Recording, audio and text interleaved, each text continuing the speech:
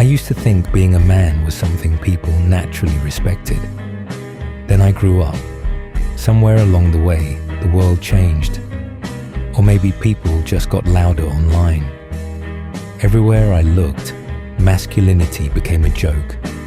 Men were either called useless, dangerous, emotionally unavailable, or unnecessary.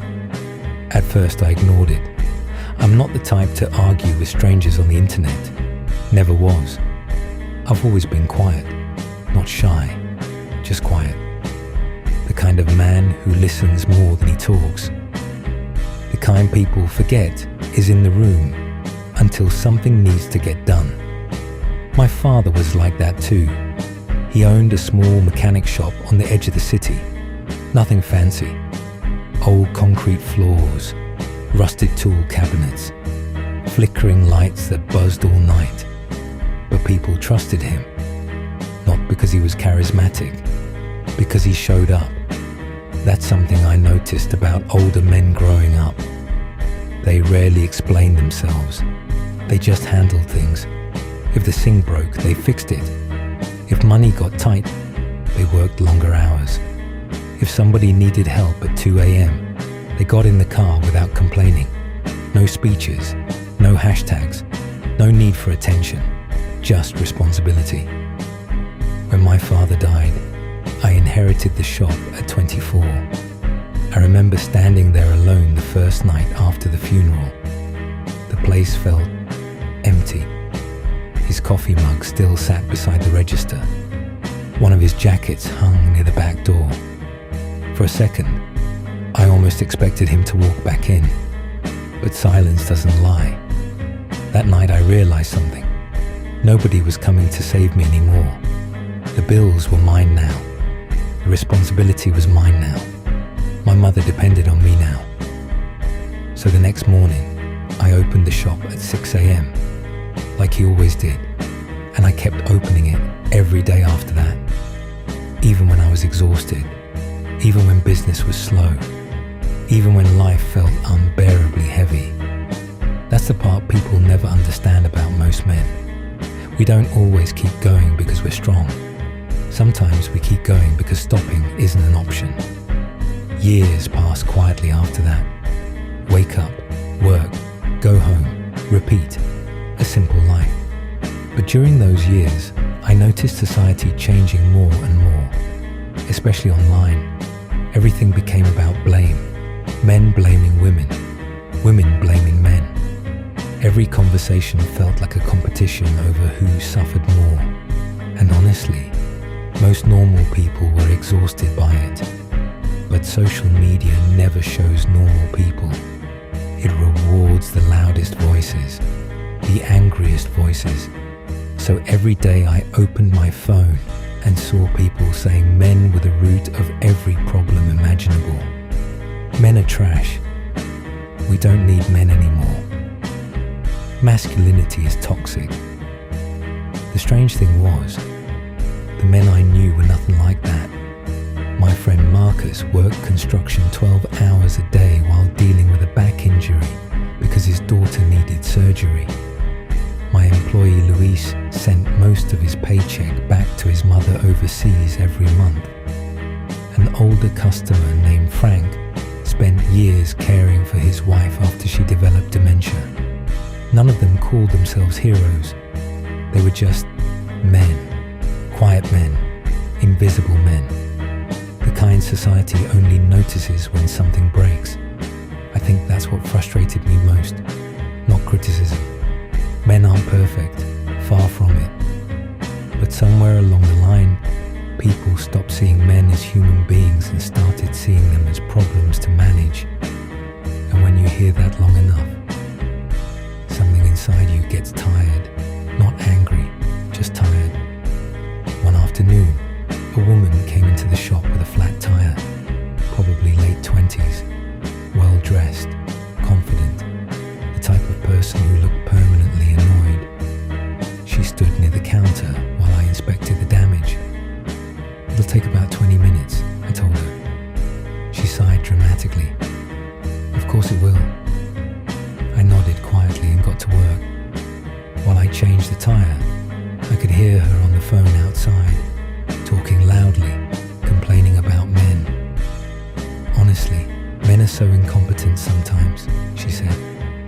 If women disappeared, society would probably function better. I kept working silently, not because the comment hurt me, because I was used to hearing things like that. 20 minutes later, I finished the repair. When she came to pay, she seemed surprised the price was lower than expected. "That's it?" she asked. "Yeah." She hesitated awkwardly before speaking again. "You fixed the alignment too?" It was pulling to the left. "You didn't charge for that." It took 5 minutes. For the first time since she walked in, her expression softened slightly. "Thanks," she said quietly. Then she left. Tiny moment, probably meaningless to her, but moments like that happened constantly. People talked about men like we were monsters until they actually needed one around. Then suddenly traits like calmness, strength, patience and competence mattered again. I didn't resent women for it. Honestly, I think modern life just disconnected people from reality. Online, everyone talks. In real life, someone still has to carry the heavy things. A few months later, the storm happened. The city warned people to stay indoors, but nobody expected it to get that bad. By evening, roads flooded across half the district. Electricity started failing block by block. Wind slammed against windows hard enough to shake buildings. I closed the shop early and headed home. Halfway there, I saw an old man struggling beside a stalled van in rising water, so I pulled over. Together, we pushed the van to higher ground, while rain soaked through my clothes instantly. The old man kept apologizing. "You don't have to help me," he said. I shrugged. "You can't push it alone." Simple. That's how most men think. Problem exists. Fix problem. After getting him safe, I continued driving. Then my phone rang. It was Mrs. Alvarez, my elderly neighbor. Her heating system stopped working after the power outage. She sounded terrified. So instead of going home, I grabbed my toolbox and drove over there. Took me nearly an hour to get her backup generator running again. By then, it was past midnight. Most people would have gone home after that. But while driving back, I noticed more stranded cars near the flooded intersection downtown. So I stopped again, pulled one vehicle free using my truck, helped another family change a blown tire in the rain. Then I noticed a woman sitting outside a dark grocery store holding a little girl wrapped in a soaked blanket. Her battery died. The child was crying from cold. I walked over quietly. "You okay?" She looked exhausted. "My phone's dead," she admitted. "I don't know what to do." I opened the hood, checked the battery, and got the car started again within minutes. The little girl smiled at me from the back seat before they drove away. That smile stayed with me longer than expected. Not because I wanted praise, because it reminded me something important. Most men don't want to dominate the world. Most men just want to feel useful, needed, valuable. The next morning, I went back to work like nothing happened. But apparently somebody recorded parts of the night and uploaded them online. I didn't even know until Marcus burst into the shop laughing. "You're internet famous," he said. I frowned. "What?" He shoved his phone in my face. Videos of me helping people during the storm had millions of views already. Different clips from different angles, pulling cars from floodwater, fixing the battery, helping the old man with the van. The comments were overwhelming. Real masculinity. Men like this restore my faith in humanity. We need more men like him. But naturally, there were comments too. There's nothing special about helping people. The bar for men is on the floor. Women do caring things every day without praise. Honestly, some of those comments were fair. Helping people should be normal. But what interested me wasn't the praise or criticism. It was how emotional people became over something so basic. That told me society was starving for dependable people. A week later, one of the clips got picked up by a massive podcast channel. The host invited me for an interview. I almost declined. Attention makes me uncomfortable. But Marcus convinced me. Maybe people need to hear somebody normal talk for once, he said. So I went. The podcast studio was exactly what I expected. Bright lights, expensive microphones, cameras everywhere. The host, Vanessa, was famous online for criticizing traditional masculinity. Walking in, I assumed she already disliked me, but to my surprise, she seemed curious more than hostile. At first, the conversation stayed casual. My job, the storm, my upbringing. Then she leaned forward slightly. Can I ask you something honestly? Sure. Why do you think people reacted so strongly to those videos? I thought for a second before answering. Because people are tired. Tired of what? Division. The room went quiet. I continued carefully. Everything online turns into men versus women now. Nobody talks to each other anymore. They just attack. Vanessa crossed her arms. Well, women are angry for a reason. I know. You do? Of course. I looked directly at her. There are bad men in the world. Men who hurt people. Men who abuse power. Ignoring that would be stupid. She seemed surprised by my answer, but I added calmly. I think social media convince people masculinity itself is the problem instead of bad behavior. Vanessa didn't interrupt this time, so I kept talking. I grew up around good men. Men who sacrifice constantly for their families without ever asking for recognition. And now young boys grow up hearing masculinity described like a disease. One of the producers nodded quietly behind the cameras. Vanessa tapped her fingers against the desk. So what do you think masculinity is? I answered honestly. Responsibility. That's it. Pretty much. She laughed slightly. That sounds oversimplified. Maybe, I admitted. But most truths are simple. I leaned back in the chair. To me, masculinity means staying calm when everyone else panics, protecting people when necessary, handling responsibilities even when you're exhausted, being dependable. Vanessa stared at me silently for a moment. Then she asked something unexpected.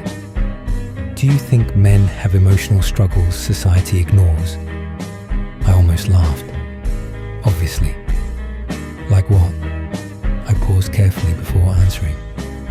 Loneliness. The room got quieter again.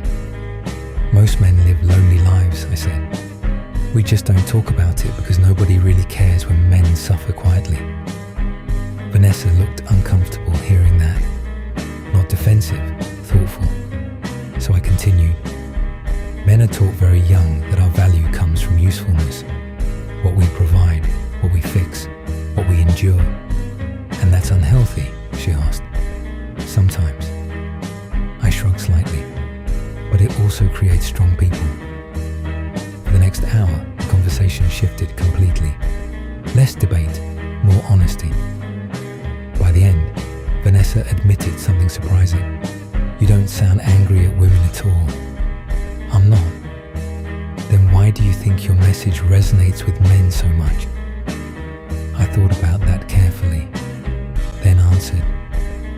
Because most men are tired of being treated like villains for existing. That clip exploded online.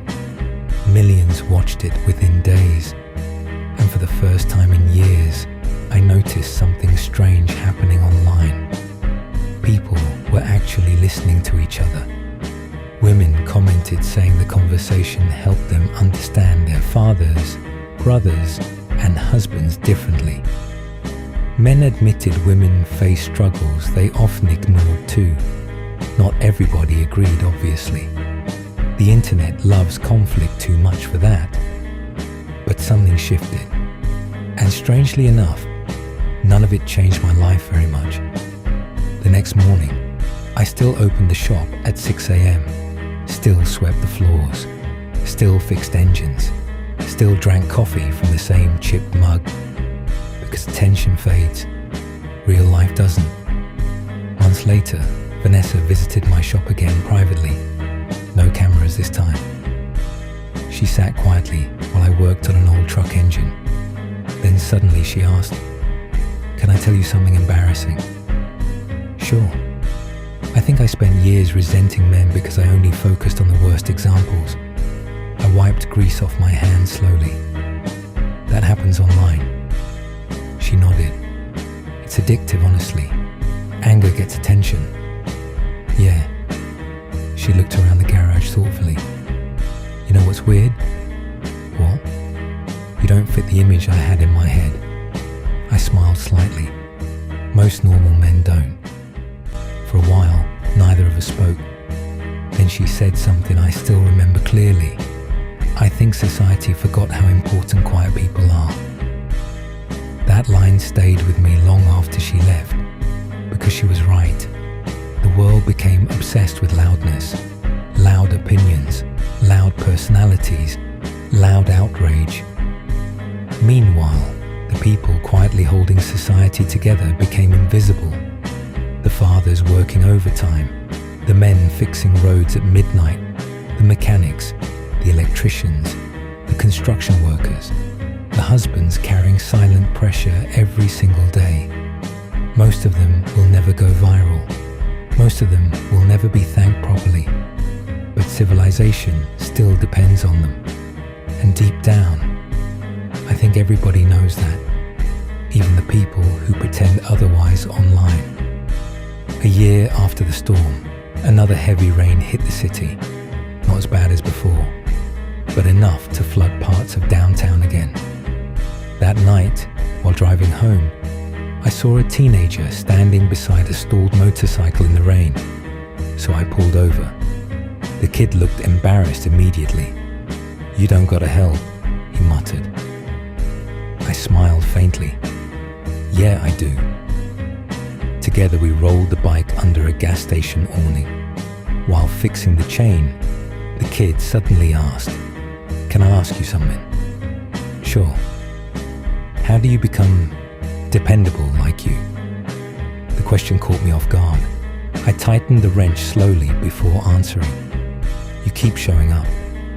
That's it. Most of life is just showing up when it's easier not to." He thought about that quietly. Then he asked, "Doesn't it get tiring?" I laughed softly. "Yeah." "Then why do it?" I looked out at the rain for a moment before answering. "Because somebody has to."